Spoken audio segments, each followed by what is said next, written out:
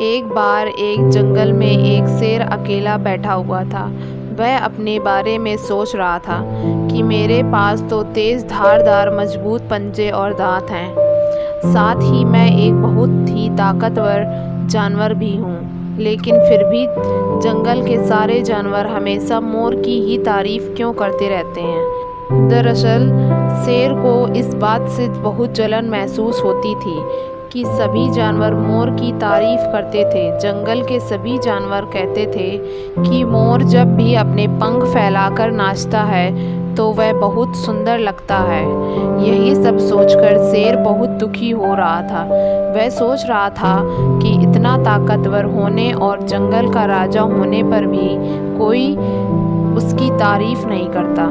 ऐसे में उसके इस जीवन का क्या मतलब है। तभी वहाँ से एक हाथी जा रहा था। वह भी काफ़ी दुखी था।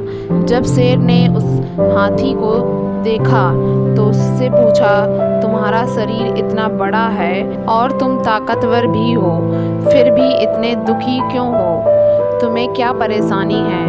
दुखी हाथी को देखकर शेर ने सोचा कि क्यों ना मैं इस हाथी के साथ अपना दुख बांट लूं। उसने आगे कहते हुए हाथी से पूछा कि क्या इस जंगल में ऐसा कोई जानवर है जिससे तुम्हें जलन होती हो और वह तुम्हें हानि पहुंचाता हो? शेर की बात सुनकर हाथी ने कहा, जंगल का सबसे छोटा जानवर भी मुझ जैसे बड़े जानवर को परेशान कर सकता है। शेर ने पूछा, वह कौन सा छोटा जानवर है? हाथी ने कहा, महाराज, वो जानवर चींटी है।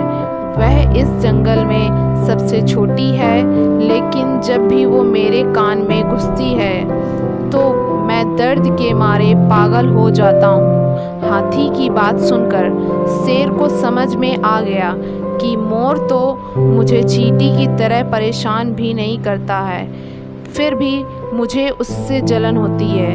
ईश्वर ने सभी प्राणियों को अलग अलग खामियां और खूबियां दी हैं। इसी वजह से सारे प्राणी एक जैसे ही ताकतवर या कमज़ोर नहीं हो सकते हैं।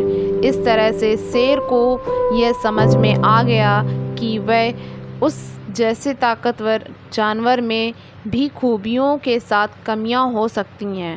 इससे शेर के मन में उसका खोया हुआ आत्मविश्वास फिर से बढ़ गया और उसने मोर से जलन करना बंद कर दिया।